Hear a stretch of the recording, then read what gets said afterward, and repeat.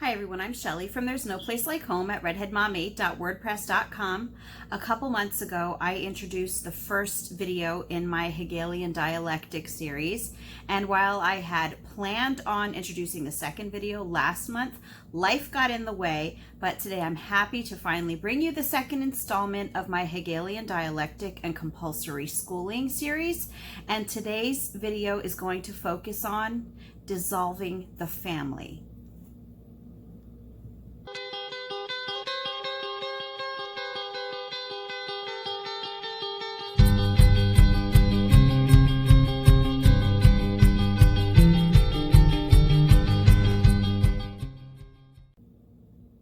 So just as a quick reminder, if you don't remember what the Hegelian dialectic actually is, the Hegelian dialectic is better known as problem, reaction, solution, where a person or an agency, typically a government, will create a problem to elicit a certain reaction, and then they are only too happy to step in and be the solution to the problem. Problem, reaction, solution. So today I wanted to go over with you how compulsory schooling was designed in part to dissolve the family unit. And I'm going to admit that I'm going to say some things today that I know a lot of people won't like, but that happens a lot. I very often do say things that people don't like, but I say things that need to be said, and that's what I'm concerned with. So let's just get started on this. How exactly has school dissolved the family unit? I have actually looked at this in 4 specific steps, and I see a 5th one coming in the near future that I am only going to speculate on for the time being. But step 1 of the dissolution of the family unit by compulsory schooling is that kids were taken away from their families. Of course, that was the step 1. Before that, kids were always with their families. They were working together with their families. They were with their families day in and day out, learning how to do the tasks that needed to be done in order to be sovereign individuals. And that didn't bode well for the people who wanted workers for the factories. So when kids were taken out of the homes, and I have to mention that at this time, parents, when compulsory school laws were passed, they were not happy.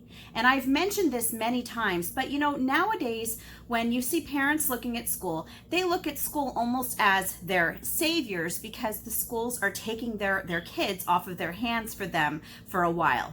Free daycare, free babysitting. That's not how the parents pre-compulsory schooling saw it.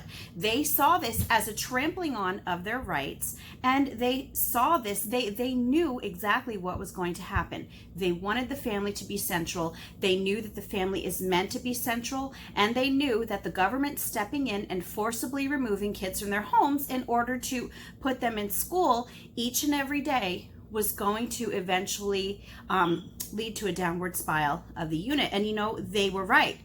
What ended up happening was over time, parents forgot how to parent.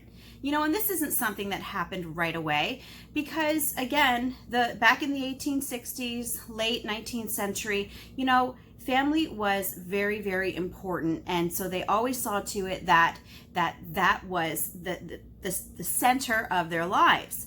But, when you have decades, generations of children who over time are not with their family anymore. They're not learning those life skills, those ways to be self-sufficient that they had been pre-compulsory schooling. They are not used to the intergenerational learning, which was happening in a lot of homes. A lot of the homes were intergenerational. There would very often be the grandparents, if not in the same house, they would be close by, and then there would be the parents and the kids, sometimes even more family members than that. But as kids are taken out and taken to these schools for 6 hours a day, 5 days a week, parents have forgotten how to parent. And so what has happened and what started happening then was that parents did start relying on school to be that parent. And even nowadays, you hear that a lot. You hear parents saying things like, oh, my daughter's driving me crazy. I'm going to let her teacher deal with it, or let the school handle it. And that is the mentality that began to happen because since the kids were not with their parents, they just didn't know what to do. And as time passed, they didn't have any role models for good parenting because their parents were also under the same setup that they were of not having their own kids with them. So that was step one, really, just compulsory schooling, the inception of compulsory schooling, and removing the kids away from their families. So step two was, once that had been completed, once people were no longer fighting back so much about having their kids taken from them, and once school became kind of the norm and what people expected, and they didn't really care so much anymore, they decided that they were going to replace religion with humanistic thinking. They did not want, and when I say they, I mainly mean the elite. There are some key players in this, like John Dewey, someone who is really placed on a pedestal at a lot of colleges, especially when people learn about him who are studying education. John Dewey he is treated as this hero, but he really is one of the driving forces behind getting secular humanism in the schools. And that is what they wanted. They wanted religion to be taken away from the family. And to them, if kids were in school for 30 to 40 hours a week, learning humanistic values, they weren't like being at church or Sunday school for a couple hours a week. It really wasn't going to matter. And, that is really what ended up happening. A lot of people nowadays will say, well, my kids are okay. I know that they're learning a lot of things in school that they shouldn't be, but, I take them to church and I'm there to kind of counteract what is going on at school. And that is noble. That is a noble purpose. And yeah, I'm sure that there are some cases that might help. In the vast majority of cases, that's not going to help, because in the long run, quantity over quality. That's, a lot of people say quality over quantity. When things are being drilled into children day after day, quantity does very often overtake quality. And, so when they started having this secular humanism, which, by the way, is a religion, there is not supposed to be a state-sanctioned religion. However, secular humanism is taught in schools. Secular humanism was deemed a religion by the Supreme Court. Now, what ended up happening is it set the stage for moral relativity.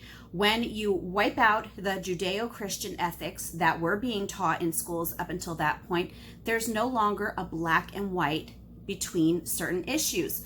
The line between what is good and what is bad is blurred. And everything really, this is a term that I like to use a lot, but it becomes wishy-washy. You no longer have the standards that were so important to the foundation of this country, and I'm talking about the United States in all of this here. And foundational to our country was Judeo-Christian ethics. But when they introduced secular humanism into these schools on purpose, because they did not want children to be growing up with that moral foundation, that all started just down a road that we have gotten to today. So after step two, and we'll talk about that in a little bit, but then we get to step three. Step three is women's lib. And you might be wondering, what does women's lib have to do with compulsory schooling? Well, the thing is that like compulsory schooling, women's lib was encouraged, if not orchestrated, by the Rockefeller family. They wanted two things that I have read about. They wanted to be able to, in theory, tax double the population, because at that point it was mainly the husbands who were working and the mothers who were staying home with their children and taking care of their families. They wanted women out there working so that they could get more taxes from people. But the second reason, and the reason that I truly believe was the most important to them, was because they wanted a decline of the family unit. And I'll get into why they wanted that in just a little bit. So what happened in women's lib is that women were encouraged to leave their homes and to go work outside of the home. They were told that being stay-at-home moms, being housewives just wasn't worth it. It was often equated to slavery, and women eventually, they wanted their freedom. They wanted to show that they were strong and powerful, and they decided that they were going to do that they were going to go out there and they were going to go in the workforce. And so what ended up happening was that the divorce rate skyrocketed and latchkey kids became like a really common thing. Kids were no longer being raised by their parents. Very often they were being raised by a lot of times their peers, which very often is what is happening in school nowadays. Teachers can't watch everything. Kids in school are being raised by their peers. And that is exactly what was happening for these latchkey kids. And so that then started a lot of juvenile delinquency. And you know what? Without a strong moral foundation from the family unit, the morals started loosening even more. You know, it's not like school started, compulsory school started, and automatically things just got as bad as they were going to be, like right from the get-go. This has been an insidious undertaking of things just going from bad to worse, and it has taken time, but it is happening, and we can see it happening right in front of our eyes. So now when we have all of these wayward kids who are no longer supervised because they don't have that nuclear family anymore, schools were only too happy to step in as replacement parents because the facilitators of the compulsory school institution, that was one of their goals from the beginning. They wanted children to be out of the hands of their parents, and they wanted it to be more of an institutionalized rearing of kids, which is what school is. And it really reminds me a lot of the book Brave New World by Aldous Huxley. If you have not read that book, you need to. It's pretty terrifying if you compare it to the way that things are, just like 1984 was. But yeah, schools are only too happy to step in and take the role of parents. And how did that start happening? Well, you know, it was deemed, and this was written about, this was spoken of, but they actually admitted that they were going to start chemical experimentation on students. And how did that happen? Well, the schools, you know, they're already dealing with wayward children. They changed the rules on how discipline can be handed out in the schools. And what they did was basically they tied the teachers' hands. They took away any right that they had to discipline the kids as they once did to keep them in line. And they said that they wanted to start giving the kids due process. Okay. And due process is one thing when you're talking about, you know, criminal proceedings, but when you are in a school dealing with kids who very often will do the same things over and over and over again, due process is a very lengthy process. And so what ended up happening was these kids were doing all kinds of terrible things in school with no repercussions. That is where that chemical experimentation set in. Teachers were trained to kind of be classroom psychologists. They weren't really psychologists, but they were given keys on what to look for. And that is how the whole Ritalin thing started, for lack of a better word. That's how the whole use of Ritalin started, because they were trying to calm down these kids who were not listening in school because they had no strong family unit and they had no discipline in the school. So the chemical experimentation set in, Ritalin. And so now we have a few decades have passed, you know, since that time, and since, you know, the inception of compulsory school laws. You know, it's been like 150 years.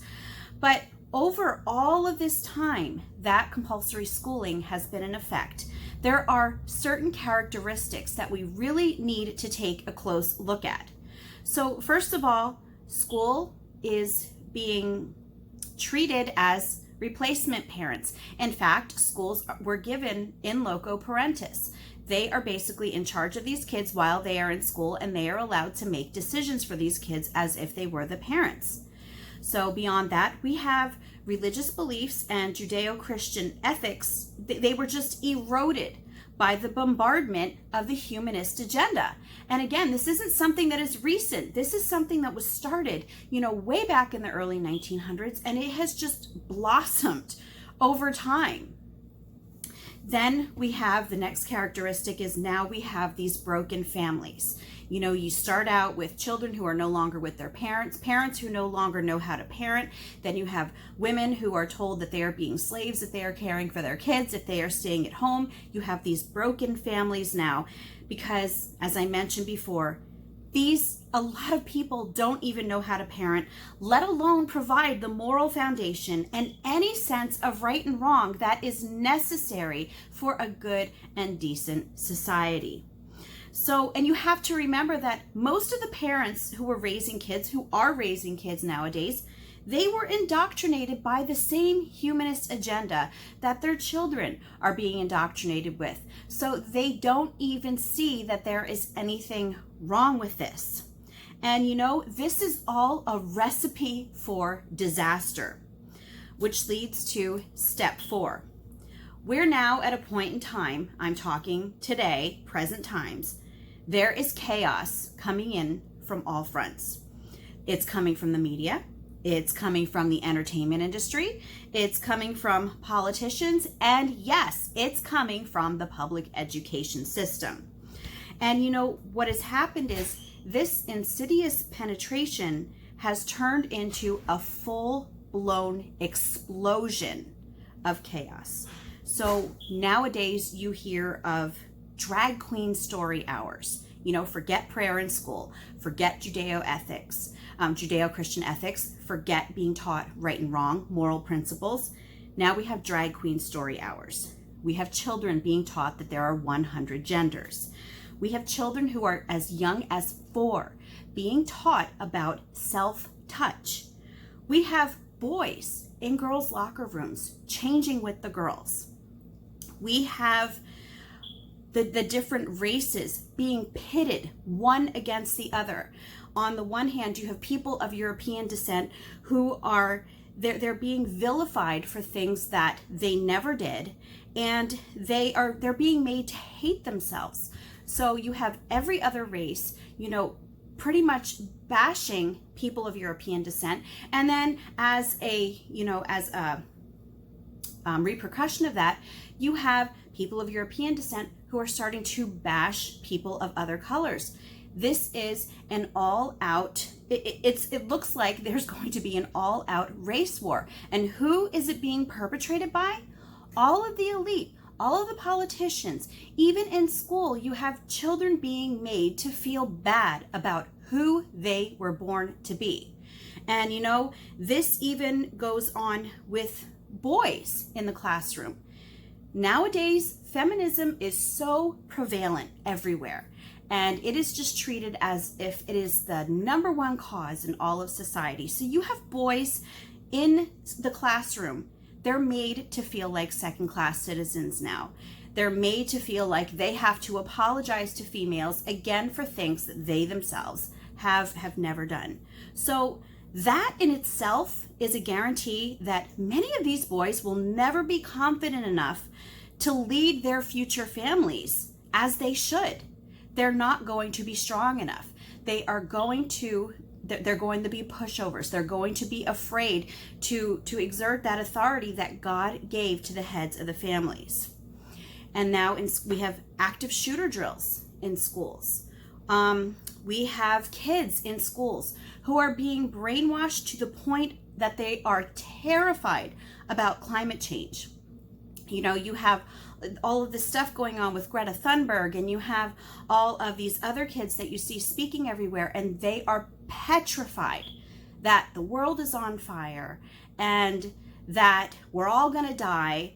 And, no matter what you think about climate change, these children should not be brainwashed to the point of complete anxiety over something like this. That is not what should be done in schools. And additionally, going back to Greta Thunberg, they're being used as political pawns. And these children, they're being encouraged to hate the older generations, their parents' generations, because these kids are, they're being very, very vocal about blaming the older generations for everything that is going wrong in the world today. And, everything is their parents' fault. Everything is that generation's fault. Again, we've got total chaos. It's just completely out of control, which is where I think that step 5, and again, step 5 is pure speculation, but this is what I see happening. This is the solution part. We've mainly been talking, step 1 was mainly the problem. That was when they created compulsory schooling, removed the kids from the school. Steps 2, 3, and 4 have all been the reaction, what has happened from that.